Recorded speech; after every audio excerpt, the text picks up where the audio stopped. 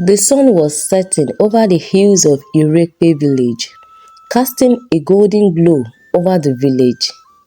Ayomipo and Kunle sat beneath a neem tree, their fingers intertwined. This love is too much. It was a time of peace, a time when sweet promises were made. I will never leave you, Ayomipo, Kunle said.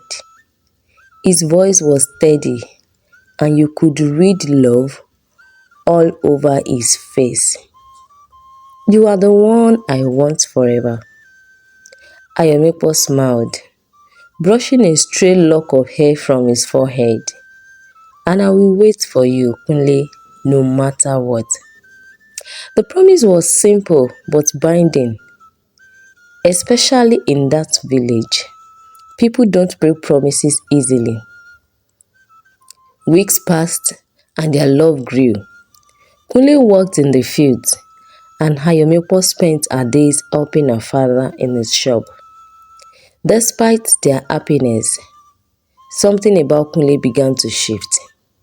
He became distant, sometimes late for their meetings, and more often than not, there was a flicker of something unreadable in his eyes. She felt it and thought to ask, but sometimes she would tell herself that probably she's overthinking. One evening, Ayomipo walked to the river to fetch water. She passed Temi. Temi was sitting by the edge of the path. Temi is an older woman, much older than Ayomipo and Kunle.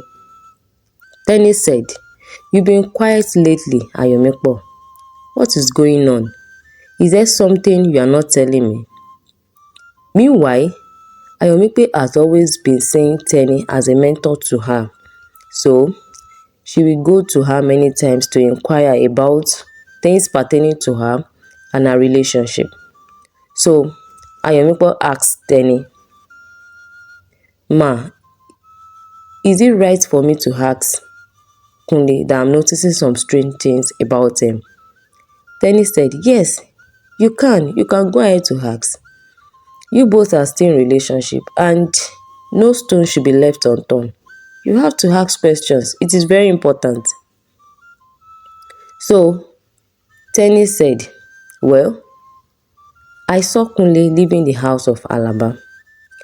Alaba is a widow and well known in the entire village. I saw her leaving her house last night. It was not the first time though." Ayomipo's heart skipped a beat. Alaba was known for her flirtation with the men of the village. Ayomipo had never been fond of her, but she couldn't believe that Kunle, her own Kunle, would betray her. "Are you sure?" Ayomipo asked. "Trust me, I will never lie to you." "Okay, ma." So the next few days were torture for Ayomipo. She watched Kunle with a mixture of love and suspicion, trying to catch him in a lie. But Kunle was so clever. He was always smiling, always quick with his explanations. "I've been working late in the fields. You know how it is," he would say to Ayomipo. His eyes would be filled with mixture of guilt and sometimes affection. That evening, there was a fire outbreak in the village. The thick smoke covers everywhere, and people rushed out to see where the smoke was coming from. As someone set his farm on fire, people wonder. There were a lot of questions rolling through the hearts of people. But when they got outside, they realized it is Alaba's house that was on fire. Everyone rushed to quench the fire. But somehow their attention was drawn to Kunle. What is Kunle doing in Alaba's house at this time of the day? But nobody could confront Kunle. At the end of the day, they were able to quench the fire, and Alaba thanked everyone for their help. Alaba had carelessly left her firewood still littered after cooking the last night. So the fire was put out by people, and everyone left for their house. Ayomipo has still been worried about the thought of Kunle. She could not really sleep. She had many thoughts in her mind. She said, "I don't want to destroy my life or my relationship. let me just keep this to myself. But a part of her is saying, why not ask? Ask Kunle about this whole thing. So she wanted to confront Kunle the following day. But she said, I don't want to destroy what we have built together. However, that village was a small village. And once gossip began, it could never be silenced. So in the afternoon, as Ayomikpo was sitting in the market, Ayomikpo overheard two women whispering. Their voices were low but clear. I hear Kunle has been seeing Alaba. They see them together last night and also many times at the river. One said, it's not just once, you know. She has him wrapped around her finger now. As soon as Ayomikpo heard this, her blood ran cold. The truth was beginning to crawl out like a snake from the grass. So the next day, after the sun had set, Ayomikpo met Kunle beneath their neem tree. Her heart was heavy, and the words she had rehearsed in her mind seemed to disappear as soon as she saw him. Ayomikpo began. She said, I need to know the truth. Her voice was trembling. She was all shaky. I saw you with Alaba more than once. What is going on? Kunle stiffened and frowned his face. Alaba or who? Me and Alaba. How? Kunle said. But Ayomikpo faced him. Don't lie to me. Don't dare lie to me.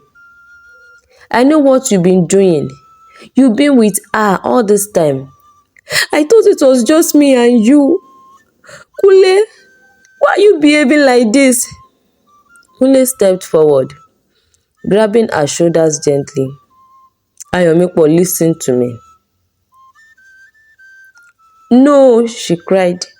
I won't listen to your lies anymore. You promised me, Kunle. You promised me. Kunle's face softened with regret, but it was too late. I'm sorry, Ayomikpo. I truly am. I didn't mean to hurt you. Ayomikpo pulled away, her eyes filled with tears that she refused to let fall. You said you won't disappoint me, but you did. You said you won't hurt me, but you did hurt me. Well, no problem. You can move on with Alaba since she's your choice now. Ayomikpo walked away and Kunle ran after her. Ayomikpo, please wait. Please, I'm sorry. The days that followed were unbearable for Ayomikpo. She avoided Kunle as much as she could, refusing to even look at him. The entire village whispers about their falling apart, and though many sympathized with Ayomikpo, others were quick to judge. It was Temi, as always, who gave Ayomikpo the courage to face the truth. The heart does not forget, child, she said one morning as they sat by the river. But sometimes it must heal. Kunle made a mistake, a big one, but you must decide if you want to forgive him or you want to walk away. Ayomikpo sighed, but how can I forgive him? Teni, how can I trust him again? Ayomikpo asked Teni. How can I forgive that kind of a person? We made promises and I have been so committed to him. I have other men running after me. But I said I was going to stick with Kunle, and so I did. Why should Kunle cheat on me? Why? Auntie Teni, why? Teni smiled sadly. Trust is not easily regained, but love. My child, love can be rekindled. Only if you can decide what your heart wants. So, as they were having the conversation, Ayomikpo thought of so many things, and she went home to also think about it. She could not sleep that night. She truly loves Kunle, But can she actually continue with the kind of attitude Kunle is putting up? What will Kunle become when they eventually get married?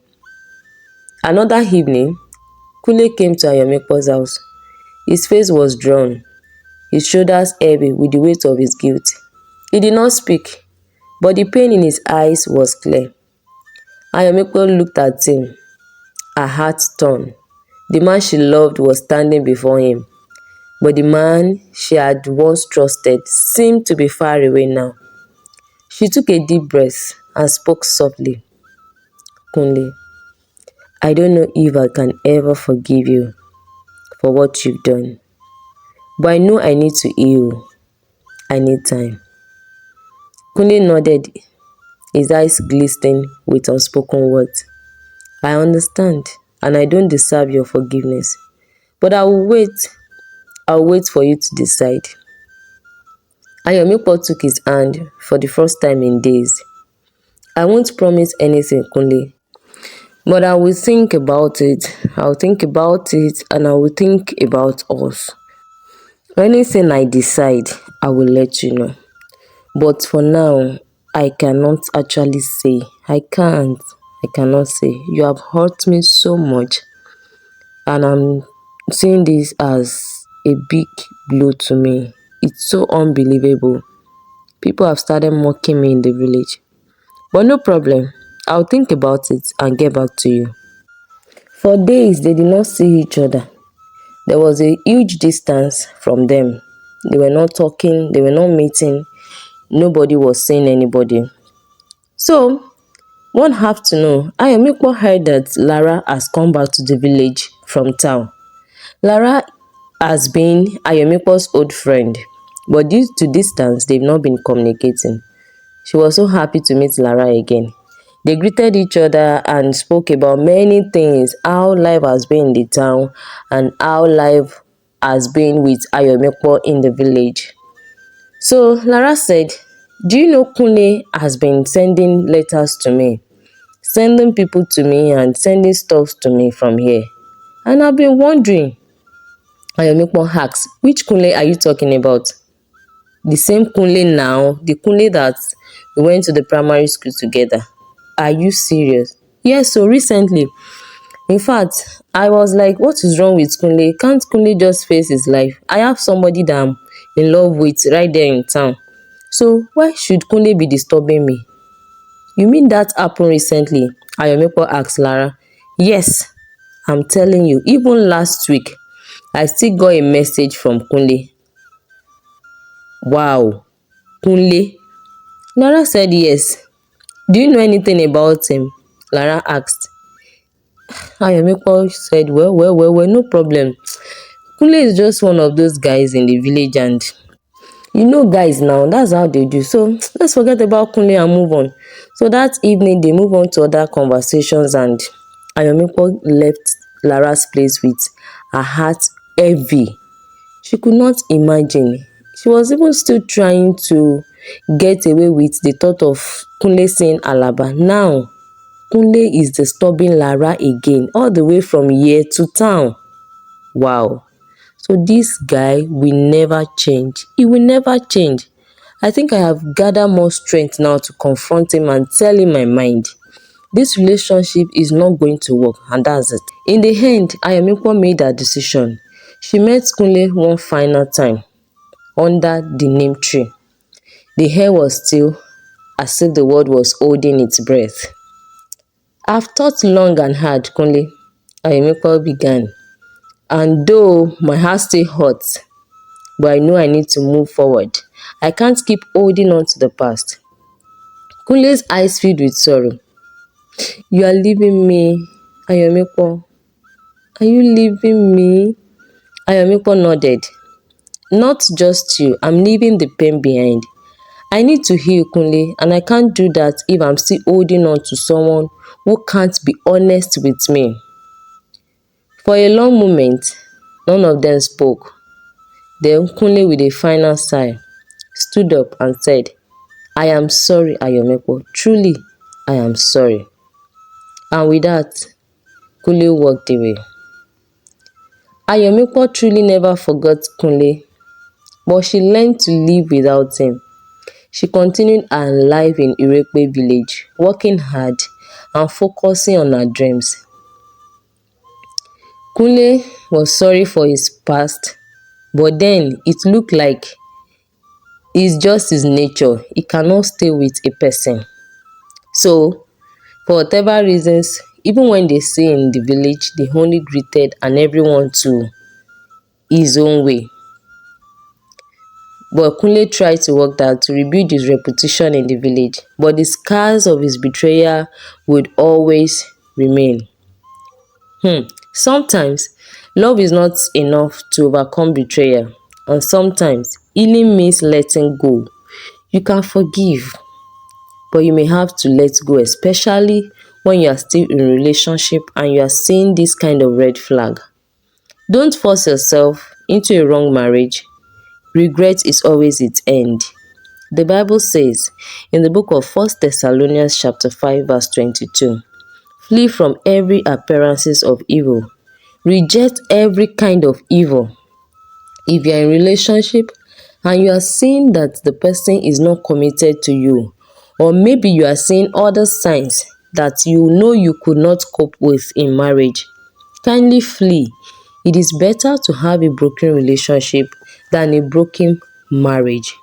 Thank you so much for listening and watching my YouTube channel.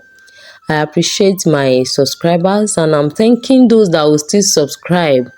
Thank you so much. This is African Story by Temi. Thank you.